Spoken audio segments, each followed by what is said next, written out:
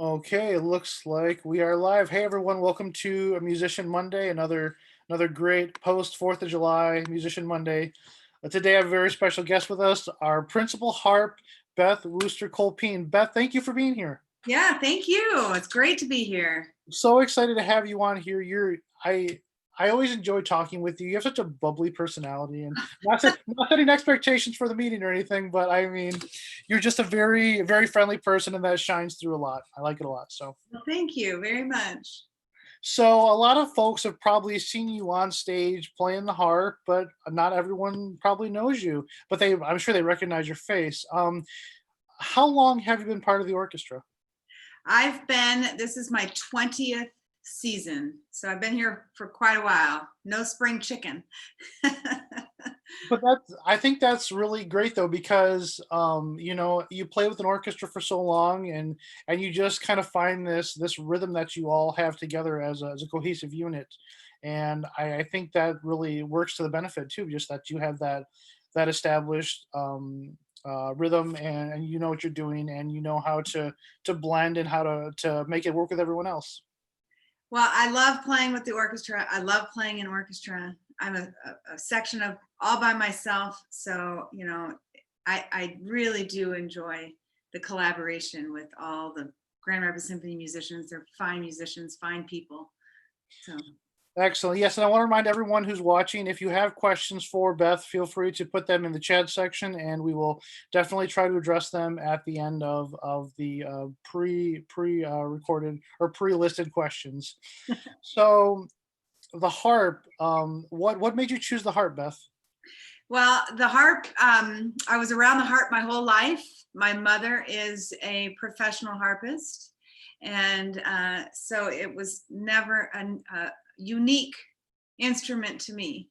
I've always known it. So I started playing when I was pretty little, but it didn't really stick. I never practiced, really wasn't interested in it, played the piano. And then in high school, I started playing the harp again, and my mother sent me to one of the finest harp teachers in the country at the time, and that was the beginning of a very long, happy career so far. That's amazing, and what I find very commonly with our musicians who I've talked to, is that when they have that moment where they realize they want to play this and they want to make a career out of it, it's a very cool experience. So I'm glad you got to. I mean, I'm glad that you were around it enough that you were aware of it, but then also that you came back to it. So it was kind of on your terms of how you fell in love with it, and now you're doing it as a career. It's wonderful. Right. It is. So your specific harp, is there any unique stories or anything really special about your harp? Well, okay, harps are kind of like cars. Mhm. They're super expensive. They range between, I don't know, on the low end, maybe $20,000 to a high end of, over $100,000. Once you buy it, it just depletes in value, just like a car, right? Mhm. They also don't have a very long shelf life. The harp that I'm at right now is a Salzedo harp. Salzedo harp. It's got this angular column, Mhm. and it's an Art Nouveau, Anyhow, it's this harp I bought right when I got into the Grand Rapids Symphony, so it is as old as I've been in the orchestra. So it's about 20 years old, and I'm keeping my fingers crossed that it will last my entire career here. I own two other pedal harps. This is a concert grand harp. It has 47 strings, Mhm. and I have two concert grand harps, and then I have a gig harp, which is slightly smaller, much lighter, and I keep that upstairs. We're in the basement of my home, and but it's a very good. It's a Lion and Healy, Chicago made. They are the harp makers of the world. That's excellent. I'm glad you almost have like a harp for every floor of the house, I guess, right? Yeah, pretty much. Oh, I can see, and So with your harp, do you have one? I mean, do you have one that you keep with like symphony storage, or do you actually transport that with you every time? So that's a great question. The When I got into the Grand Rapids Symphony, the symphony did not own its own harp, and I had the privilege of going to Chicago with the former principal harpist, Maria Royce Hesse, and she and I went to Chicago together and hand picked out the symphony harp. And then we also picked this harp on the exact same day. And I have to say that, share a story. I was there. We were there together, and there was a young woman, probably 12, 14 years old, I would guess, and buying her very first pedal harp. And here we were buying not just one, but two pedal harps. And we had the entire room just full. There must have been 15 harps. And she just was in awe. Oh my gosh, I can't believe you're buying two. That's awesome. So yes, we keep the orchestra harp at the hall, and it's moved to all of our locations for any concerts. The only time I use this harp is when I'm doing a concerto or a solo concert, or a big chamber music concert. But the majority of the time I use my gig harp, which is upstairs. That's wonderful. That's a great story too. That's really cool. So one question I ask everyone, and this is a very loaded question because you breathe and eat and sleep music. Mhm. Who do you have a favorite composer? I do. So, I mean, there, I have a lot of, I like a lot of music. I like a lot of composers, but I definitely do not like a lot of harp pieces that are written by even composers that I love and admire.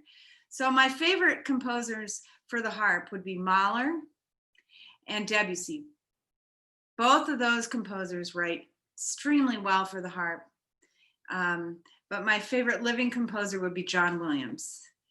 His harp. We've done E.T. here with the symphony, and there's an enormous harp solo in that, which I didn't even know existed until we did it. So that was very. I know that on the part that we got from the rental or whatever, our librarian Sarah Peterson said that on the front page it said, "Give this part to the harpist immediately." So we I worked hard on that. And then another John Williams great harp part would be the first Harry Potter film, where there was a magical harp that what made the three-headed dog sleep. Mm-hmm. I mean, so both John Williams is a great contemporary composer, but definitely Debussy and Mahler are write really well for the harp. So I really enjoy them.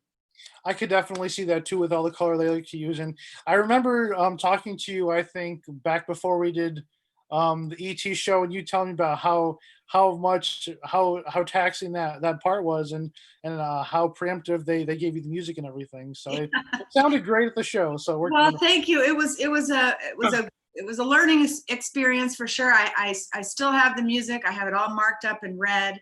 And a girlfriend of mine who plays in the Cleveland Orchestra played it maybe a year later. So I was taking pictures of all my stuff and sending it to her. It's a very tight, small group of harpists, right? So we got to stick together and help each other out. I love that. It's so great.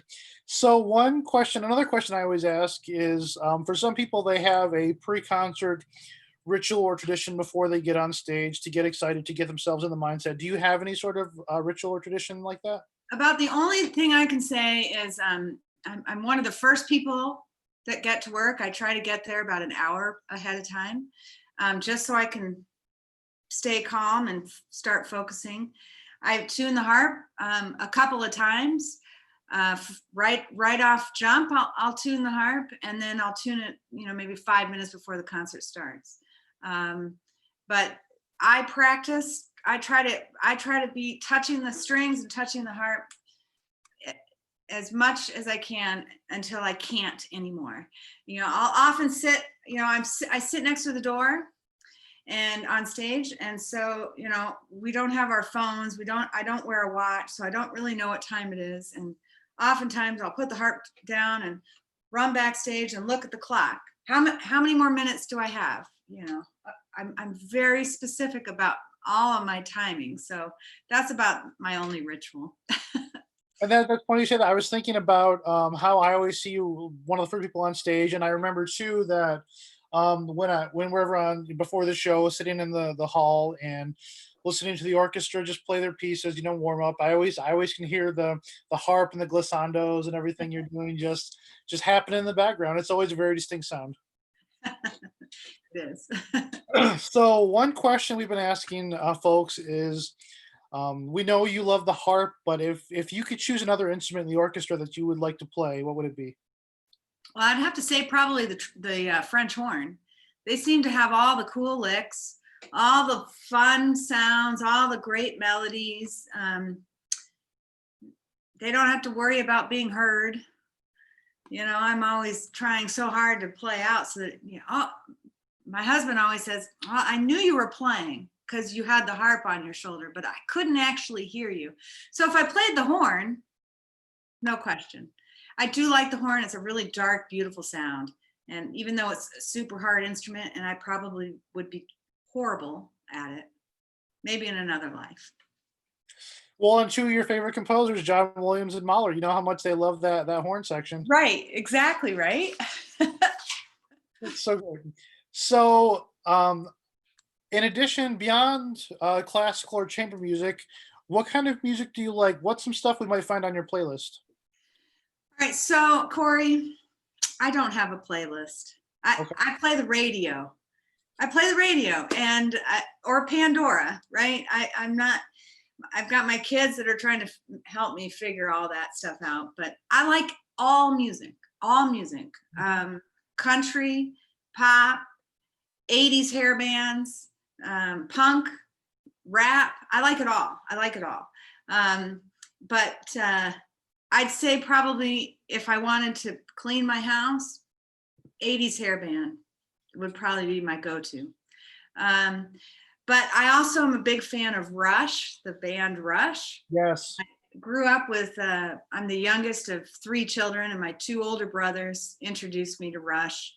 And I have not been to a lot of rock concerts, but I've been to Rush 3 times. So that's about, I would say, my most favorite band. Okay, first off, I'm jealous because Stuart Copeland is one of my favorite drummers of all time, and he's just amazing. So that's amazing. 3 times. That's great. I was reading an article today online that someone wrote about artists who make a lot of money in their royalties, and I think they said Sting, because of Every Breath You Take. When he wrote that, I think he gets like $4,000 a day or something like that, based off Wow. of years. Wow. So I mean, he could literally not work the rest of his life and just live off that, which is amazing. But I'm glad you brought that up. So that Yeah. great little tangent. Yeah. Um, so you wear a lot of hats: musician, wife, mom. If you could choose another career besides professional musician, do you have any that really maybe you think about and go, oh, that'd be kind of fun? Well, I think it would be fun to be a professional organizer. I've seen, some HGTV things, where somebody comes in and totally, gets rid of all their junk and declutters, and I don't know, there's something in there. I don't know what it is, but I like it. That doesn't mean my house is not, I need to hire myself if I did that. But yeah, no, I get it though. I'm the same way. If you didn't like, if the kids could just like go hang out somewhere else for a while, and I could just go through this place and do a massive sweep, I totally would. Right. So another question I ask is, do you have like any hidden talents or special skills that we may not think about or know about or even associate because you play the harp? Probably not. I'm not very talented. I don't know. I like puzzles. I cook. I'm not very good at cooking, but I cook, and I do a lot of gardening. Again, I'm not very good at gardening either. My mother is a very good gardener. She says, well, if you kill something, it's not a big deal. Just try. Just get into it. So it's been a while since I've killed anything as I look out at my That's a yard. good sign. There you go. So that's wonderful. Right. So another question we've been talking about with folks is this quarantine is something that none of us have really ever dealt with in recent times. And what kinds of things are you doing to stay centered during the quarantine? Well, I would say the first, you know, 3 to 4 weeks, as probably all Americans did, is figured out what was going on. You know, I've got three elementary aged kids, so trying to figure out the homeschooling thing and figuring that out. But I'd say about week 2 or so, I realized I had to do something. So I started. I wake up every morning at about 5:30 or 6, and I practice for 3 hours in the morning before before I get into the whole mom part of me. So that really helped. Just simply practicing, even anything, just to get behind the harp helped. So that's what I did. I love that. I can almost see you like waking up your kids with some glissandos, just come on, kids, time for breakfast. Um, one thing I noticed too, when I was talking with Ruth a few weeks ago, Ruth Bilesma, our assistant principal flute, she mentioned how she was just revisiting old music that she hadn't played in a long time. Have you been doing that as well? Just to pull it out for kicks and giggles? No, in fact, I've been trying to learn new stuff because so often, we've got 5 or 6 things in the line that we've got to be learning or keeping up, or and so being able to perfect all those things the way I want it to be is, you have to pick and choose. Now I'm not really picking and choosing. Now I'm really diving in and trying to. I feel like I'm a student again. It's Yeah. very. It's actually. It's kind of fun. I'm not. There's not that pressure of, all right, you have to learn this. You've got to play this on this date, and no matter what, this is what it's going to do. And you're like a runaway train. You just keep doing it. Now I feel like I feel like in some ways I'm getting better. Like I'm just becoming a better all around harpist. Maybe that's not the case, but that's how I feel. Well, I'm sure it's true. One thing that I've heard from people who have been in the quarantine, this speaks volumes about art, is that people are creating now because they've been home, and instead of trying to sit home and wonder how life is gonna restart one day, they've been creating, they've been Mhm, learning instruments, they've been painting, writing poetry, they've been doing all these things that mhm, are creative, and it's amazing to see that people are leaning on that with everything going on. mhm. It's very true. Yeah. So one question I have before we start jumping into some of the questions people have been asking, if we have any, um, let's go with my final one. And with 20 years of being in the orchestra, I'm sure you have a lot of memories that are very very near and dear to you. What are some of those great memories that you have from being with the orchestra? Uh, well, Carnegie Hall, both Twice, yeah. twice, was there twice. That was pretty awesome. My very first year here, we did a tour up north, Mhm. and I'm not a Michigan native, so I've never had at that point never been to the UP. Didn't know what the UP was, and that was fantastic. It was just that was great.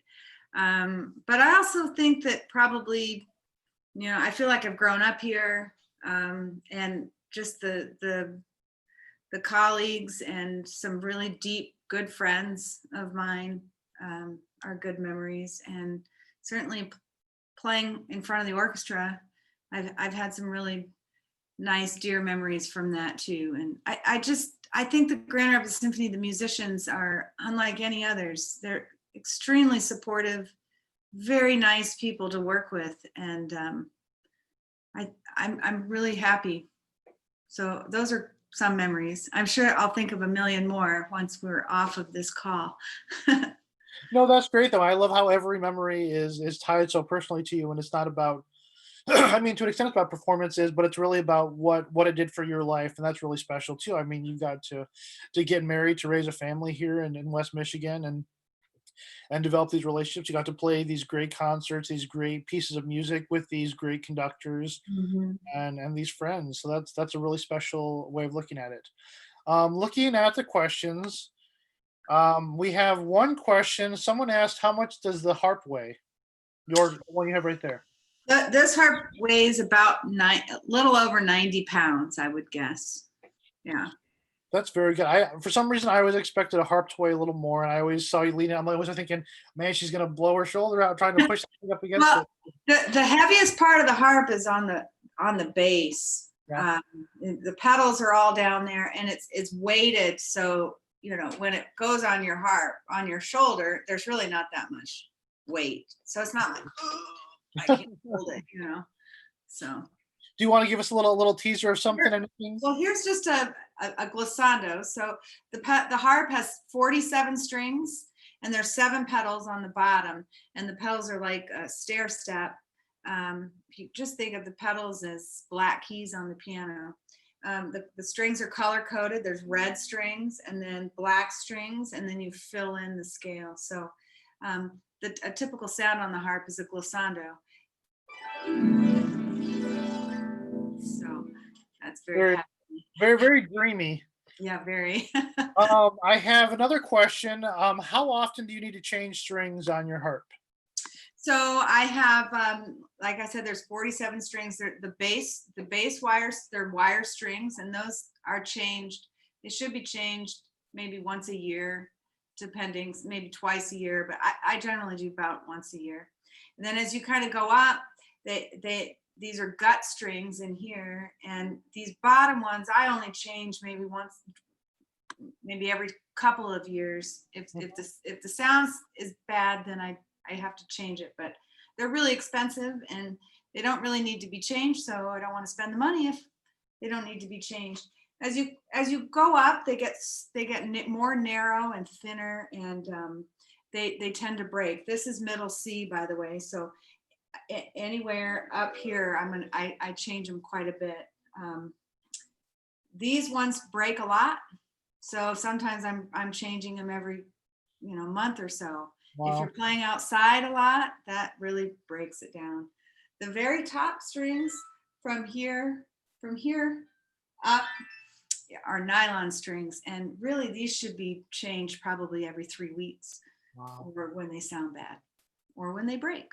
So And it would seem like the process to change strings is probably very taxing sometimes. nope, it's not at all. You get really good. I do have one memory. We were playing, I don't remember what the piece was, but it was two harps. It was contemporary-ish piece, so 20th century, I would say. And there was just tons and tons and tons and tons and tons of harp. And there was tons of percussion. I think there were 9 percussionists. And a string like right around here broke during the concert. And there was a percussionist sitting to my left. And I looked at him and I said, "Count for me." And I reached in my bag and have all my strings to the left of me. So anytime I'm ready. And was changing, I stood up, I don't care, I stand up and changing the strings. And I felt like I was in NASCAR, that we were at the pit and, super fast, changing your strings, right? But got everything all tuned up, sat down, and came in time. So that was good. That's a great memory. Oh my goodness, I love that. Thank you for sharing that. It looks like that's the last of the questions for us. We're about out of time. So All right. Beth, thank you so much for being here for this Musician Monday. It's great talking to you. I learned some things I had no idea about, so this is wonderful. Well, great. Well, thank you for having me. I really appreciate it, and enjoy the rest of your day. Yep, we'll see you guys later. All right. Bye.